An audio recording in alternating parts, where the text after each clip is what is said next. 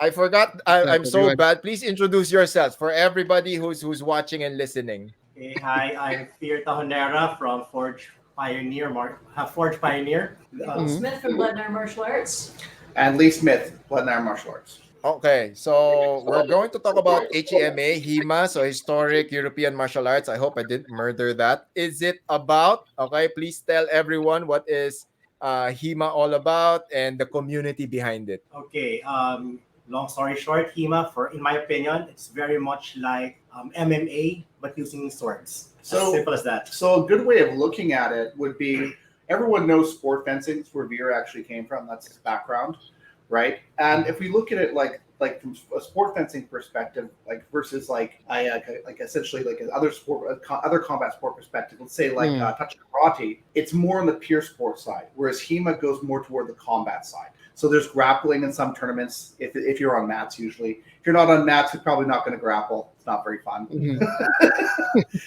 Sometimes, punches in the face, the gauntlet happen, part of it. But it's when you look at it, right, as he said, it's like MMA. In fact, our closest sports science analog is actually MMA. What are the basic rules? Like me, I have a very very vague idea of what HEMA is all about. Yeah, go. Nicole and I are actually Vier's coaches. Yes. Ah, So okay, Mm. okay, Oh, wow.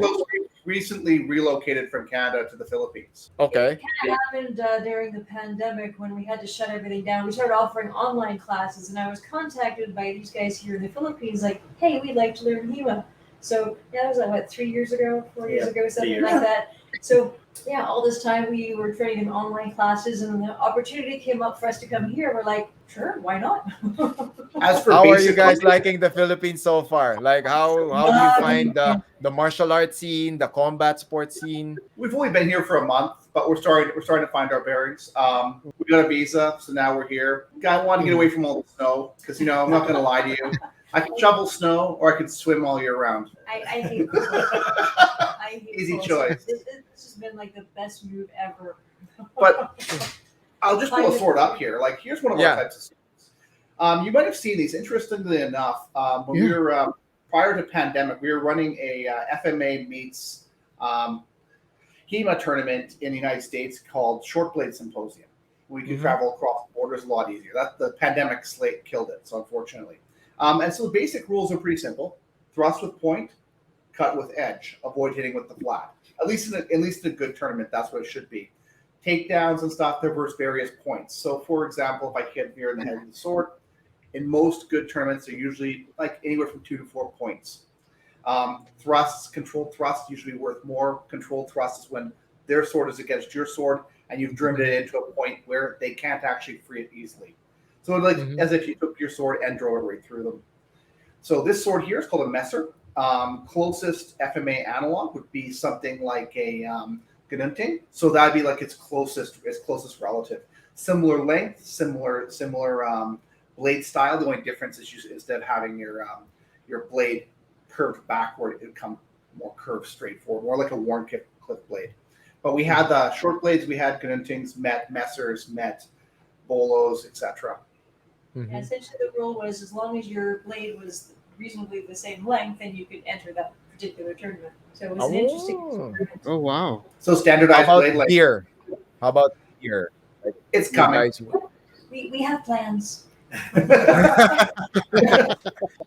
like for example when you so of course for training you can be a little bit more loose, but when you start competing, so what are more or less the gear that do you guys have elbow padding, body armor, do you guys Oh, have Yeah. okay. helmets? Because recently, okay, let's see. Okay, there you go. I like the skull. So often, this is one style of jacket. It's made by a very prominent company in Poland called Spes, S-P-E-S. And they make a lot of gear. And honestly, it could be transferable for Filipino martial arts as well. So, I mean, a lot of guys are starting to adopt this stuff. The jacket usually has a Newton rating, meaning if you break a blade, it won't go through, which is nice. Gloves, these are more posh gloves. I mean, you have full hand armor, hand protection. Oh, it looks good. Oh, But you is that need where it. I'll show you. See, if I had had these in the start of my career 20 years ago, I wouldn't have hands that are totally deformed from getting Wow. broken. Ah. You know what? After the first broken finger, you're just like, shit, it hurts really bad. And then after the fifth broken finger, you're like, God. Okay. Oh, And that's this is nice. this is a very new type of helmet. Normally we had fencing masks with an overlay, and this is like the new overlays that are being made. So full protection to the head. You're still gonna feel it. I mean, it takes Yeah, off I mean- the really bad sting. Concussion will be unlikely in this one, but in original fencing masks back in the beginning, concussion was not often diagnosed, but I would expect it was a little more common than people let on. Mhm. These, not so much, but you will feel it even through this mask. Trust me, Vier doesn't hit light. Oh yeah, Vier doesn't go light on anybody. That's just his JC. Yeah. But when I first heard about HEMA, I was thinking about what the gear would look like. I was thinking something like what the knights would wear from back in the day. Oh, so there's two reasons for that. So there's two kind of variants you see.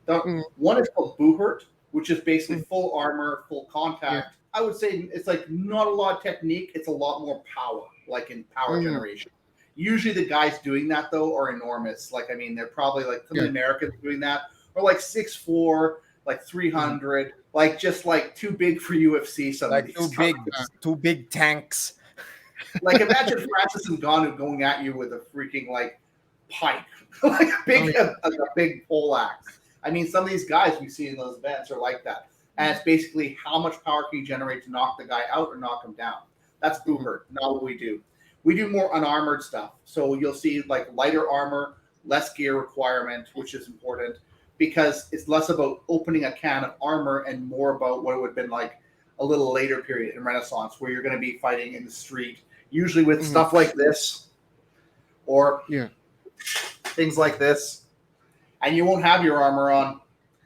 And a lot of the older manuscripts show that you'll be in the street, someone bugs you, makes you mad, or perhaps you're just walking down the street with one of your swords.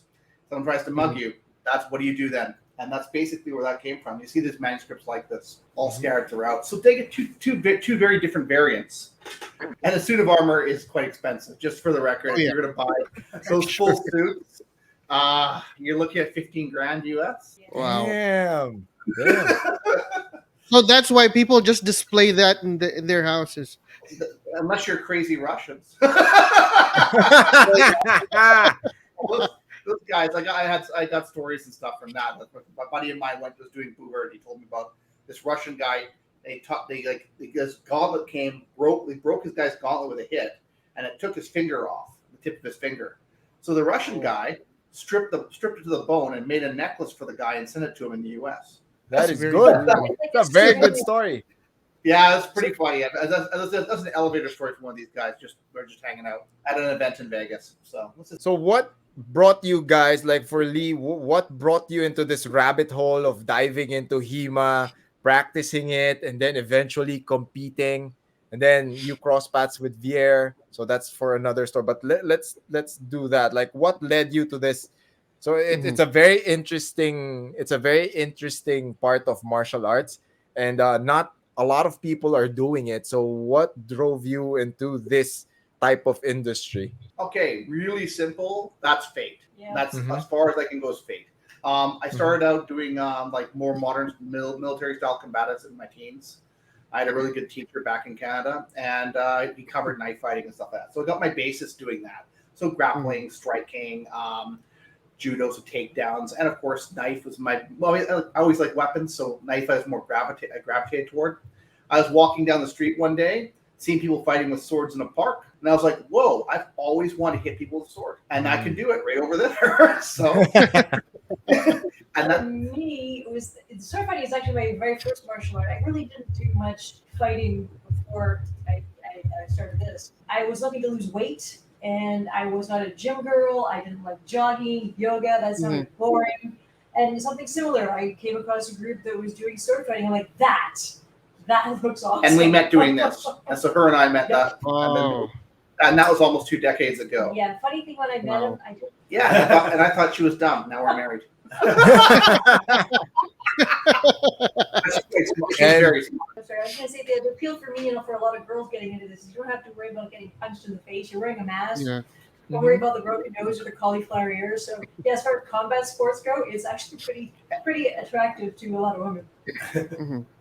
so, how is the reception of HEMA here in the Philippines? So it's very new. It's for obvious reasons. It's just starting, and you guys are introducing HEMA.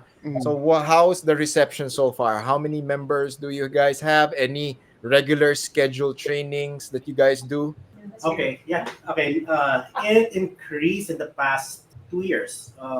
From what? How many students did we have when we start? Right during the pandemic, when we were starting to have allow people in, we started with about 1 or 2 students. Now we're about 15, 16 who come regularly. Wow. Nice. It will increase as well with Nicole and I here. We have like a very large YouTube channel with a big following. We have like Mhm. 92,000 subs. Things are shifting upwards and trending upward. You guys entered the tournament. Then please tell us the story behind that. Okay. So there was this. Actually, this year we entered two tournaments. One in Uh huh. Taipei. That was the very first tournament that Wow. us Forge we sent a delegate there and competed. Yeah. So I got fourth place for longsword and for rapier. I made it to the quarterfinals. Hmm. So I don't even know how to play rapier. So not bad. Okay, Yeah. not bad, not bad. And then recently, a few weeks ago, for Hong Kong, placed silver for both events. One for the silver for the mixed weapons, where they used again the rapier and a buckler. So a buckler is a tiny So mixed round. weapons. What do you guys do? You have? Okay, what do you guys use for mixed weapons? Do you have it there? Oh yeah, Yeah, any so I'll give you an example. Any one-handed sword in the mixed weapons, in the one-handed, Okay. Mhm. any two-handed sword. So he faced katanas and all sorts of other things. Wow. Oh, And he smashed them pretty good. okay. So Vier got silver on that one. So you got silver in. Silver the two-handed weapon and silver for the mixed weapons. Grabe yun. And how Wow. is the Southeast Asia or the Asian community of HEMA? Like describe It ano kwento mo ano nangyari dun sa tournament? It's growing, especially Mhm. in Taipei, Hong Kong, China. Now, especially China, Oh, yeah. they have a lot of clubs there. I heard from him. But the thing is, they don't advertise it or they don't post it on Social websites, media, yeah. social media. So we don't know much about it yet. Mhm. Unlike for the ones for Taipei and Hong Kong, they have pretty good players, and yeah, they're really good. Yeah, So I when taught it them in comes Shanghai in 2019. So I mean, I was there in Shanghai in 2019, and they had good guys there that were really interested in learning. And Mhm. so and I have a student who's still there. So he routinely updates me via email, but it's China. Sometimes it'll take him 2 weeks to get back to me. Sometimes Mhm. 2 days. Mhm. So I never know. I just kind of like send the message out, and then when I get it back, I get We'll it get back. back. And then so when it comes to tournaments, what are the brackets made of? Is it by weight, category, skill set level? Nothing? So, so that's where it gets interesting, right? Mm-hmm. So usually in the beginning of the scene, you'll have open tournaments. So you have two Mhm. just open. So people enter the open tournament. Eventually, as you get more women in the area, you'll like to have a women's tournament, right? Mm-hmm. And then as you get a larger skill base, you can have an open tournament and then usually an invitational. So people who are high end champions or like consistent medalists get the nod to move to the invitational class. And Mm. that's essentially a very hard ladder tournament. We designed like Nicole and I designed the invitationals back in North America when we ran the Vegas tournaments. That was quite a thing. We designed them for a higher caliber difficulty because people were complaining in the open tournaments that the same six people train really hard and beat everybody up, which is like every tournament everywhere. And so we said, okay, fine, no problem. You We'll guys can have separate those guys out. yeah, you can have your medals too. It's cool. We'll just start an invitational class. And so we did that. We started invitational class tournaments. So basically, every person who enters one is a killer, and it's like fighting a final match the entire time. With the introduction of HEMA here in the Philippines, how do you guys plan to roll things out? Where do you hold classes? Where's the gym? How do people sign up? Okay, for right now, we train at Valle Verde Country Club every Mhm. Saturdays at 4 o'clock. If they want to sign up, they could visit our FB page. That's Forge Pioneer Historical Fencing. Okay, so Forge Pioneer Historical Fencing. All right, so Yes. Mhm. that's on Facebook. So they just send you guys a message if you guys if they want to join the training. Do they have to bring anything? Do they have to buy anything first, or what do they For bring trial, during their first day? okay, for trial, make sure they bring water. Yes. Yeah. Okay. Dress for exercise. Yeah. Mm-hmm. With this, and sometimes if you have, especially the jacket, if they have to wear a jacket, it's very thick and hot and heavy. You have to Mm-hmm. get used to it. So You have to get used to it. people who start this get really sweaty after class. A newbie walks in, so what do they expect? What do they expect on their first day? Or at least let's go first day and then first week of training. Okay, on the first day we'll be introducing what it is. Then we'll start on the basic exercises like the footwork, the handwork, and all of those things. And then after the class, we have sparring sessions. Now, of course, the Mhm. newbies we don't allow them to take Mhm. sparring, but they are allowed to watch and see what they're getting themselves in. I'd say Of you probably course, start after about it's the 4 fun classes. part. For Yeah. under Yeah. third or fourth class, okay, then they could spar already. And usually we start with what sticks. We start with sticks Mhm. and or synthetic weapons. So those are nylon weapons. Okay, so we'll go with the nylon weapons first. Okay, yeah, Nicole's gonna get the nylon weapons so that people can actually see what they're gonna work with. So these are the Oh. nylon weapons. Stick. Okay, there's a Very stick. nice. So it sticks with covered padding. Oh, that's So actually that's this is hard leather. So this is a okay. single. Hard leather.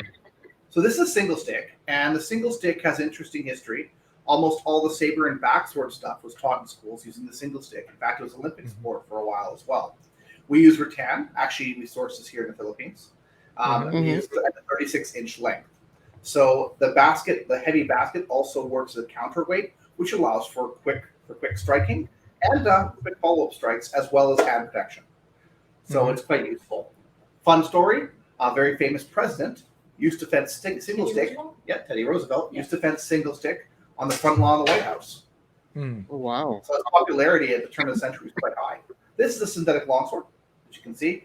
These markings here are for teaching. When I teach online, This is actually one I use to show different divisions of the blade for different blade mechanics. It's flexible. It doesn't hit too hard. Ow! Just kidding. Oh, you baby. You're fired. So anyway, it's flexible. It's not so bad. We call these floppies because they're a little floppy. Let's be honest. Mhm. But they're safe, and that's really the big thing in the beginning, because going from this to a proper faded longsword and getting hit with a piece of steel, that's there's a bit of a learning curve to that. Like this one's my demo sword, but it gives you an idea what you're looking at, and it's flexible. So when you thrust, you'll see a bend. Oh, wow. And It's honestly, like one big ass sword, man. It's like Braveheart levels, bro. that's not even the sharp speed. So true Yeah. story, we actually all cut too. So the majority of the mark of a good high skill HEMA practitioner is they can fence and they cut, meaning they cut tatami mats like we see in Japanese martial arts, and that's a really big thing in North America where we're from. And mat cutting is essentially if you can fence high level and you can cut high level, then you have an idea of what you're doing. Yeah, that's something Nicole and I will be offering premium classes for here. Mat cutting and stuff like that. I've won multiple invitationals. She was like the first woman to ever medal in an open cutting tournament. I've had taught to I don't know how many cutting champions at this point.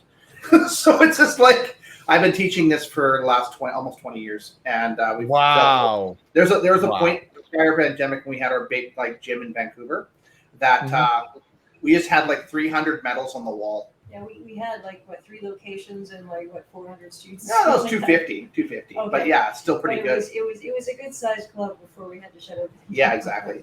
So now we're kind of global. That caused us to spread. So now we have locations in affiliate clubs from here in the Philippines all the way over to Mexico. Yeah, that's kind of like the thing. But yeah, as you can see, that's kind of fun. If you guys are curious, you should just drop by Valley Verde on a Saturday. Be happy to So bring it. training happens every Saturday. So training happens every Saturday at 4 p.m. Valle Verde Country Club.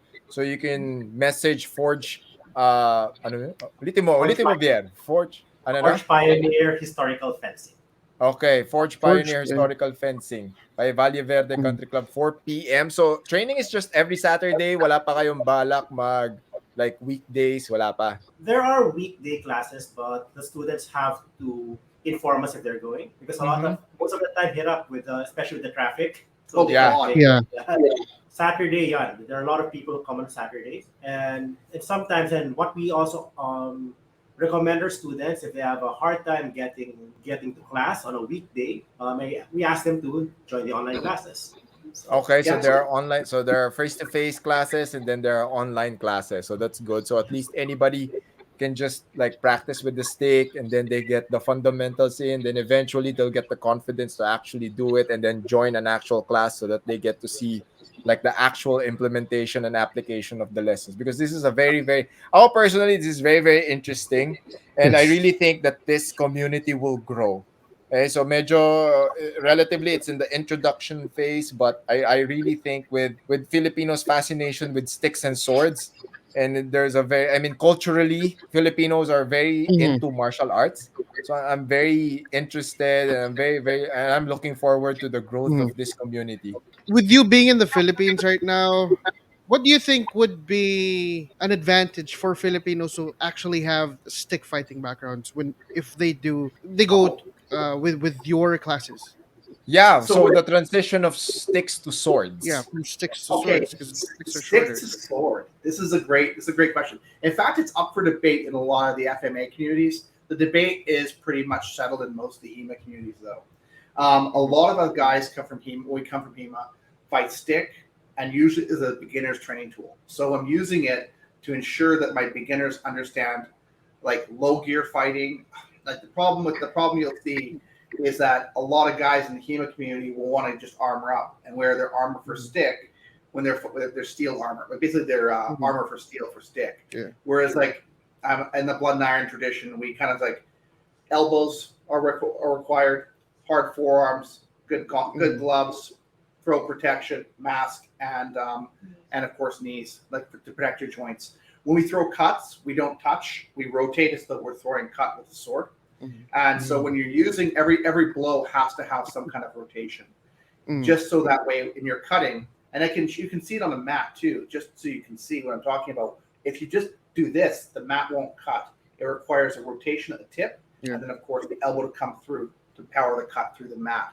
So this when we do the stick fighting, they're expected to do the same things. And Mhm. with the armor thing, we don't really want people to armor up too much, 'cause especially in the beginning, because then they don't respect the weapon. They'll just let themselves Yeah. get hit because they're protected, and they'll just Mhm. swing back. So you want them just to be a little bit, that ouch factor. If they're going to defend that strike before they You go. just get a bruise here and there. It's like really no big It's a deal. martial art. You better expect that.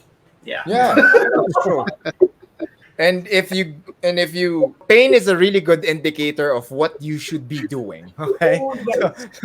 So you guys are building the community. It's steadily growing. Any future plans? Like, do you guys have any competitions lined up?